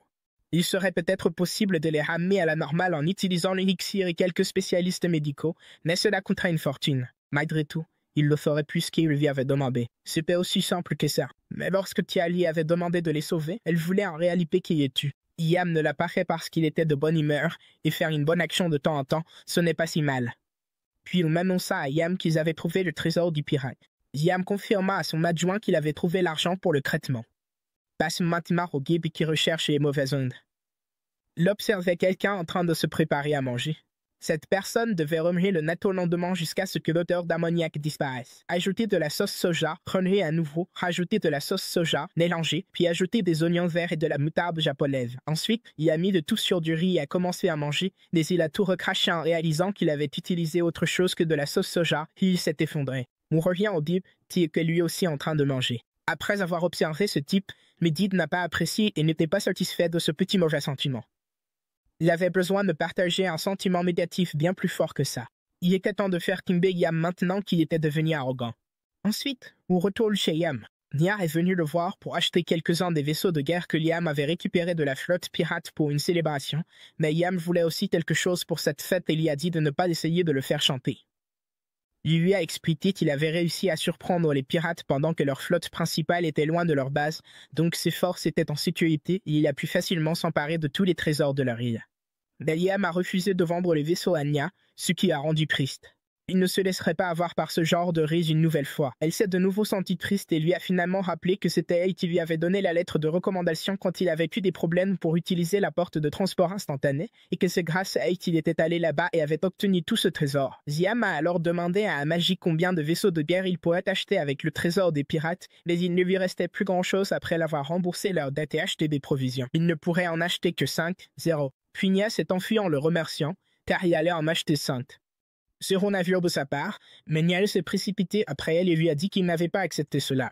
Ensuite, nous passons au laboratoire où Yosashi réfléchit à un moyen de tromper Niam pour lui soutirer de l'argent. Derrière Niel, elle parle à son responsable en lui disant qu'elle a fait acheter à Yam 5, 0 navire, et qu'elle a mis sa fierté de côté pour cela, ce qui a agacé Yosashi parce qu'il est amoureux de Niel, ce qui a beaucoup fait rire le mentor. Ensuite, nous passons à Yam, qui cherche Niel parce qu'il veut se débarrasser du trésor des pirates. Puis Yosashi l'a appelé et lui a demandé de le suivre. Ils sont allés à la salle d'entraînement et Yosashi lui a dit qu'il voulait voir les résultats qu'il avait obtenus grâce à son entraînement.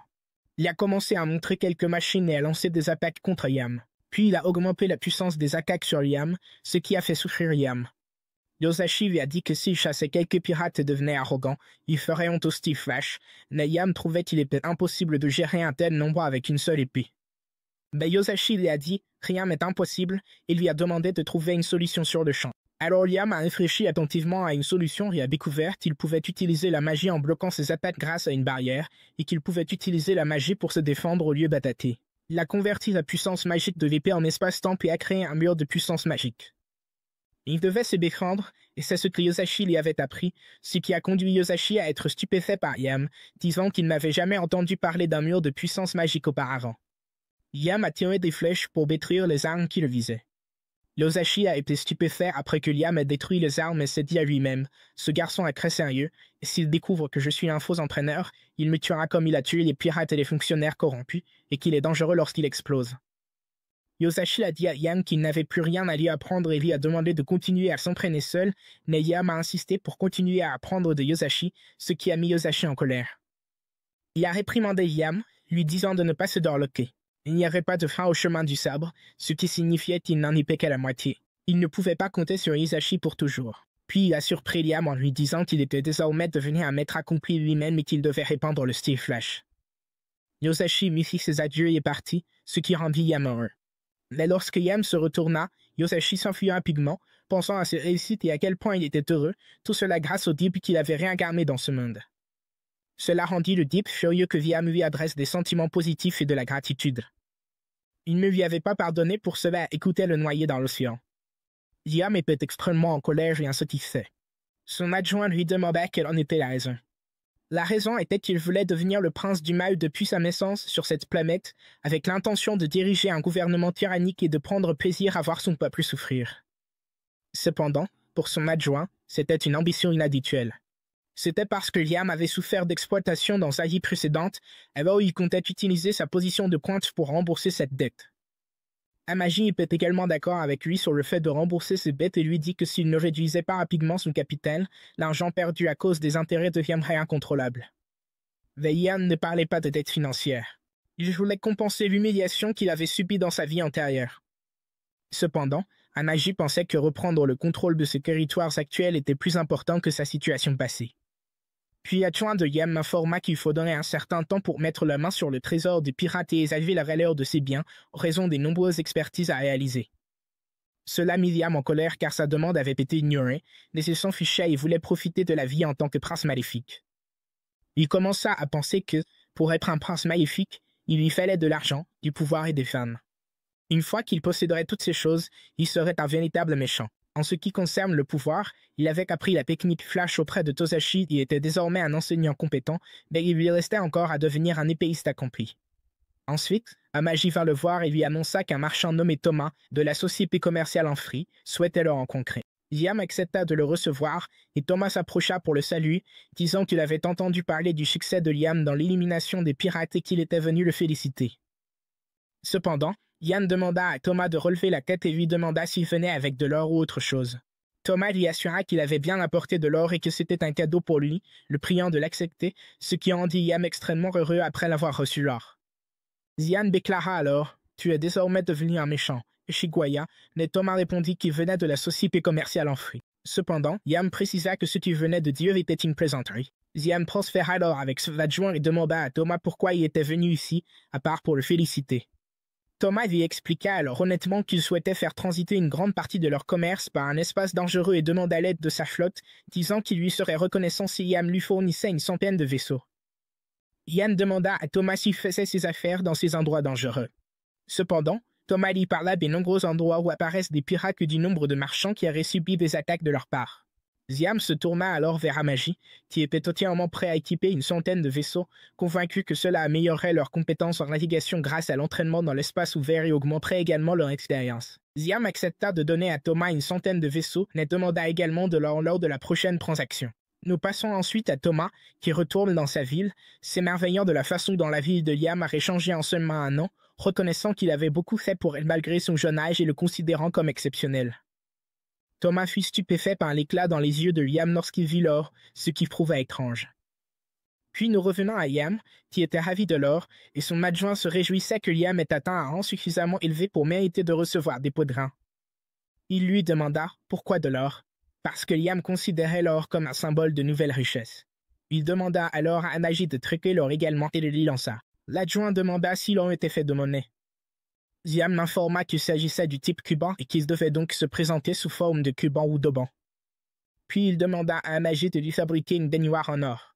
L'adjoint pensait que Liam voulait se baigner dans une baignoire en or parce que cela n'entraînait aucune maladie, mais ce n'était pas ce que Liam voulait dire. Puis Liam s'installa à sa place, très heureux d'avoir reçu les pots de lin, marquant ainsi le début de son chemin vers le mal. À présent, il ne lui restait plus qu'une chose, des femmes, et il prévoyait de rassembler des femmes de son territoire pour créer son propre harem. Il commença à réunir le plus grand nombre de femmes possible et demanda à son adjoint ce que Liam voulait faire dans cette pièce. Liam lui expliqua que c'était la pièce destinée à réaliser ce rêve et qu'il avait demandé aux robots domestiques de la réaménager afin de pouvoir les accomplir. Liam demanda alors à l'adjoint s'il connaissait le terme Shushinikoran. Quand il apprit que l'adjoint ne le connaissait pas, il commença à expliquer que cela désigne assez d'alcool pour remplir une piscine et suffisamment de viande pour organiser un festin, décrivant cela comme un banquet au sommet du luxe. Il comptait réaliser cela ici et créer son propre Shushinituron dans cet endroit, puis il installerait de belles femmes et construirait son harem ici. Amaji interrompit Liam, et il pensait qu'elle allait lui dire que c'était trop cher, mais ce ne fut pas le cas. À la place, elle y annonça qu'ils avaient acquis un trésor de pirates et que cela ne coûtait absolument rien. Cependant, elle se demanda si remplir cette baignoire d'alcool ne risquait pas de provoquer une explosion ou un immense incendie. Liam essaya de trouver de l'alcool à plus faible concentration, puis Amaji lui dit que s'il en buvait, ce serait sale pour lui. Liam a insisté pour installer des purificateurs d'eau. Amaji précisa alors que, lorsque le purificateur d'eau serait installé, l'alcool serait filtré, ne laissant que de l'eau ordinaire, et elle lui demanda s'il comptait se baigner dedans. Cependant, Liam ne voulait pas boire de l'alcool dans lequel quelqu'un se serait baigné et trouva cela dégoûtant.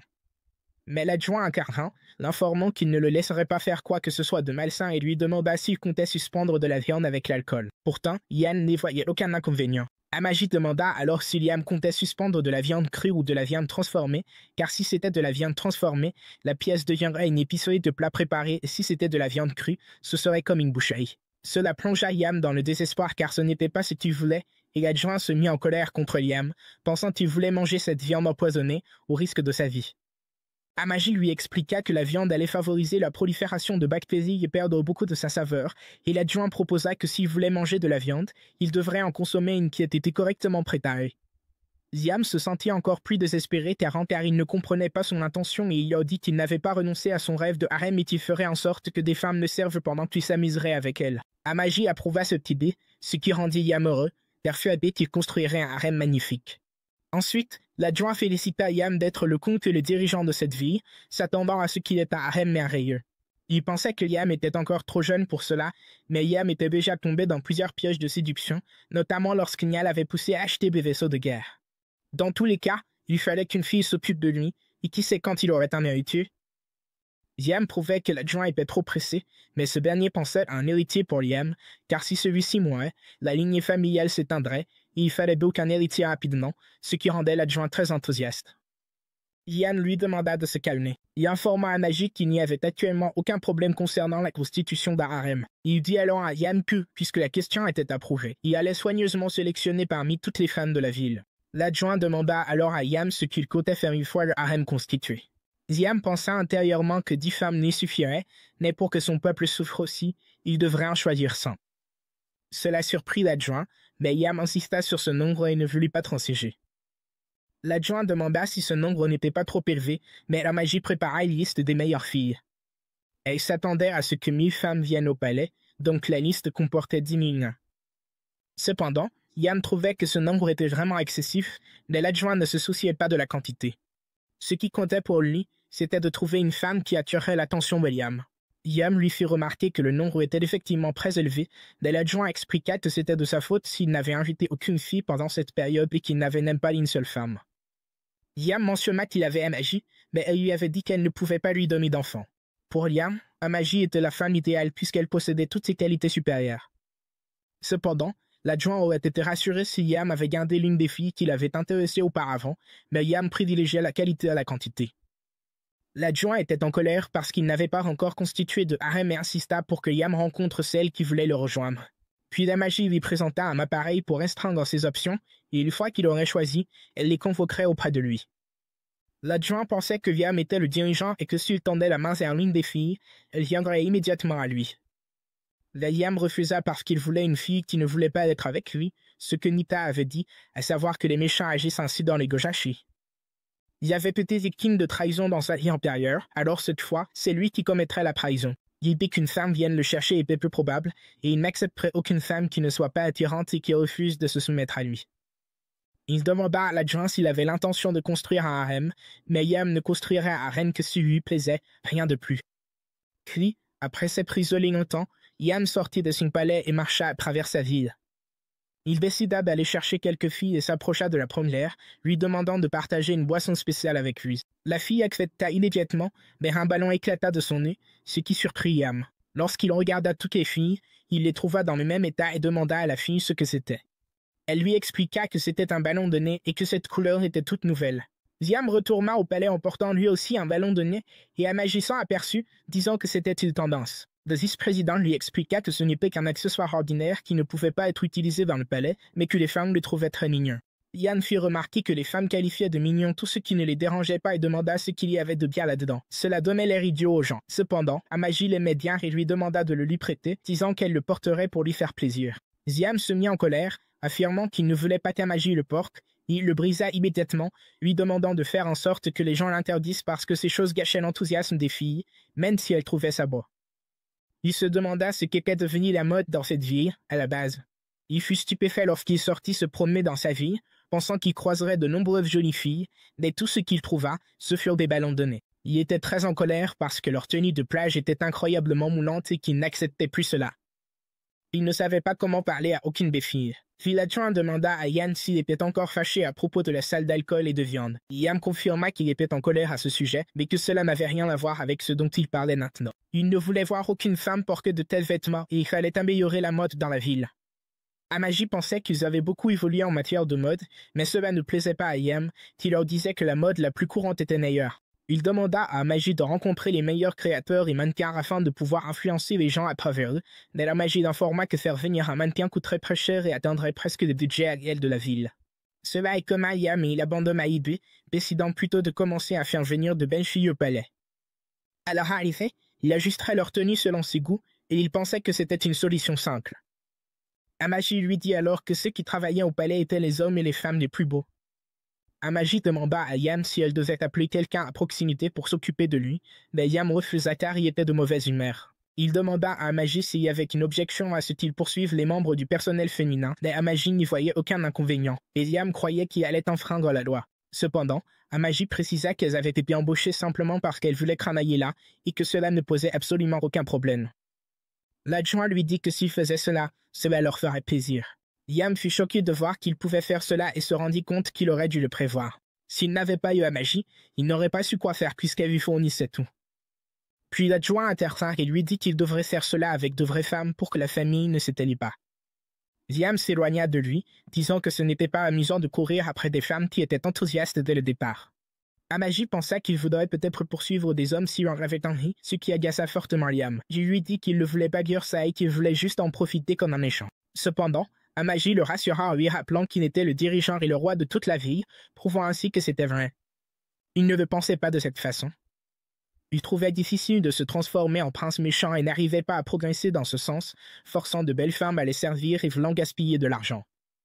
Ensuite, nous sommes passés à Tia, qui, après avoir repris connaissance, constata que ses mains étaient en bon état. Un médecin s'approcha d'elle et lui annonça qu'elle était revenue à son état naturel, ce qui étonna énormément Tia. Elle essaya de bouger, mais le médecin l'a mis en garde contre tout effort excessif, ce qui fit pleurer Tia après être revenue à sa forme naturelle. Elle pensait qu'elle rêvait et qu'elle avait beaucoup souffert à cause de son ancienne apparence. Maintenant, elle était heureuse, même si elle rêvait d'être une humaine normale. Le médecin utilisa un élixir et Tia fut stupéfaite, car un élixir était un remède miraculeux et extrêmement précieux.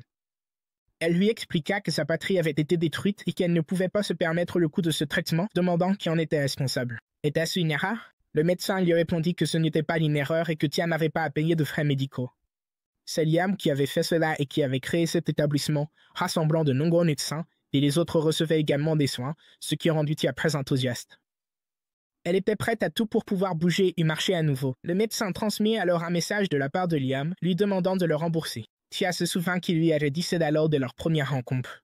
Après avoir transmis le message, le médecin partit et Tia pleura beaucoup, jurant qu'elle le rembourserait. Nous sommes ensuite retournés au palais où Yam choisissait parmi les filles, comme s'il feuilletait un catalogue pour un rendez-vous. Nous nous sommes déplacés dans sa taverne où un client habituel arrive et commande sa boisson habituelle, demandant aussi une tournée pour le personnel. La serveuse est surprise par sa générosité excessive aujourd'hui et le salue d'un geste de la main. Le client leur annonce alors qu'il est devenu gérant et qu'il a cruellement besoin d'employés. La serveuse l'informe, tout en lui servant sa commande, puis tout le monde a du mal à trouver du personnel en ce moment. Le client leur demande alors s'il a trouvé un trésor de pirate, n'est-ce pas? Et il prévoit d'utiliser cela pour développer toute la vie, ce qui réjouit l'employé. Le vieil homme aimerait qu'il puisse faire une pause, mais la serveuse lui rappelle qu'il vient ici justement pour se détendre. Pendant ce temps, le Deep est assis derrière eux, écoutant leur conversation, et il est très en colère car cette paire devrait être la plus pauvre écroulée sous les dettes. Alors pourquoi cela se développe-t-il ainsi? Il se demande si c'est une erreur dans son plan et ni l'existence de cette situation. Ensuite, on passe à l'une des flottes de Liam où un commandant et ses adjoints félicitent Liam pour son courage et le considèrent comme un véritable prince, se sentant très chanceux de travailler avec lui. Vedith les écoute aussi et pense que ses soldats finiront par se retourner contre lui avec le temps. Cependant, ils lui jurent tous fidélité et il sent qu'il y a une erreur quelque part. Ensuite, nous passons à Yushashi, qui est totalement détendu grâce à la récompense que Liam lui a accordée. Il se met en colère en voyant la reconnaissance de Liam à la télévision, car c'est Liam qui lui a appris la technique du flash, ce qui provoque une grande tort chez Yushashi. Il pense qu'il doit s'enfuir maintenant, ce qui met également le guide en colère. Puis, nous passons à la flotte de Goaz, où Goaz se sent soulagé d'avoir réussi à s'échapper. Il demande combien de vaisseaux il leur reste et son adjoint l'informe qu'il leur reste 30 nids, tandis que les 2 vaisseaux utilisés comme appât ont été entièrement détruits par la flotte impériale. Cependant, Goaz ne s'en soucie pas, car il considère qu'ils sont essentiellement des prisonniers de guerre et que des sacrifices doivent être faits.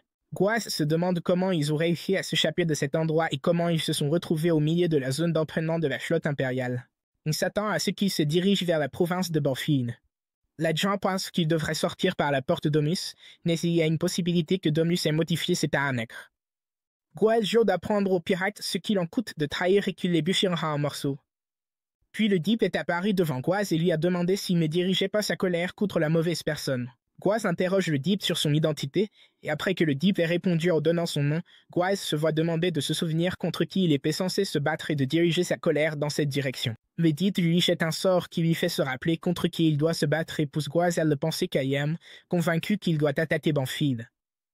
Il dirige les vaisseaux vers l'île de Kanzi, affirmant qu'ils feront souffrir ses ennemis. Et une fois qu'il aura ravitaillé les vaisseaux, leur destination sera Banfield où il détruira tout. Le Deep confirme que c'est exact et lui dit d'aller poursuivre ce maudit avec sa gigantesque flotte et de faire éprouver à Liam des émotions négatives. Puis il disparaît. Ensuite, on passe à Liam qui mange, servi par tous ses domestiques, chacun ayant une tâche différente.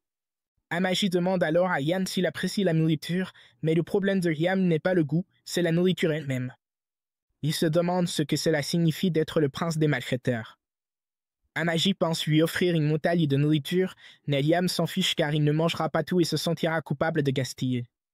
Amaji propose de discuter avec lui pendant qu'il travaille avec les officiels, mais Liam refuse ce Tibétain lui préfère ne pas parler pendant les repas. Amaji suggère de lui amener des femmes, mais Liam lui demande si elle est d'accord avec cela. Elle confirme qu'elle est d'accord et lui redemande s'il en a besoin maintenant. Liam lui dit qu'il ne veut pas d'autres femmes, mais Amaji ne sait pas qu'il a déjà une femme, donc il n'en veut pas une autre. Liam dit à Amaji qu'elle est avec lui, mais Amaji précise qu'elle n'est pas une femme. Elle est une intelligence artificielle et ne peut pas lui donner d'amitié, mais Liam lui repose la question à ce sujet. Amaji répond une fois de plus qu'elle ne comprend pas cela parce qu'elle est une IA et qu'elle ne connaît rien de consentement ou non.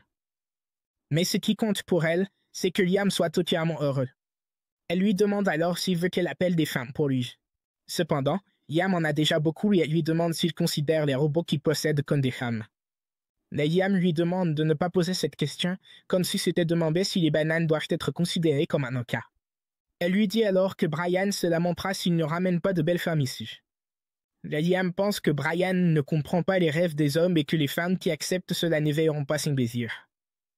Amaji constate que les choses se sont compliquées, nécessaires. Liam se rend alors dans sa chambre, prévoyant d'imposer de lourdes taxes et de remplir ses poches comme un prince maléfique. Mais être submergé par les dettes signifie que sa situation ressemble à celle de sa vie précédente. Amaji demande à Liam ce qu'il veut accomplir en tant que prince maléfique. Liam va augmenter les impôts et faire souffrir le peuple. Amaji pense que cela augmentera leurs revenus, mais que cela entraînera des pertes à long terme en général. C'est pourquoi elle ne recommande pas de faire cela. Cependant, il pourrait examiner la population de la ville de Banfield et augmenter les impôts si nécessaire. Mais Liam ne veut pas entendre de telles idées matures et souhaite abuser de son pouvoir pour devenir un tyran. Amaji lui rappelle que si cela arrive, cela affectera leur capacité à rembourser les dettes. Puis Liam se souvient de la façon dont il a souffert à cause des créanciers dans sa vie précédente. Amaji demande à Liam s'il est malheureux dans cette vie, et elle fera tout son possible pour résoudre ses problèmes. Mais la gestion monétaire par Liam se passe bien. Malgré ses énormes dettes, il progresse vers leur remboursement. Même ses parents pauvres sont partis d'eux-mêmes, il a maîtrisé la technique de l'éclair et obtenu le trésor du pirate et l'argent ainsi que le pouvoir affluent régulièrement vers lui. Mais surtout, un magie est à ses côtés, alors comment pourrait-il ne pas être satisfait de l'Asie? C'est sa plus grande raison, et c'est pourquoi il veut profiter de cette occasion parfaite pour réaliser ses ambitions, s'immerger dans son pouvoir de prince maléfique et célébrer sa bonne fortune dans ce monde. Cependant, Amagi ne comprend pas ces choses d'homme et lui rappelle pour la troisième fois qu'elle est une IA, et qu'il lui est difficile de saisir des concepts masculins. Et elle l'aidera dans tout ce qu'il souhaite.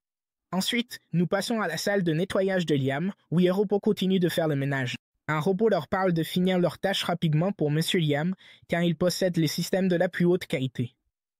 Puis un groupe de robots se rassemble, Shirorani, Arshima et Shiomi.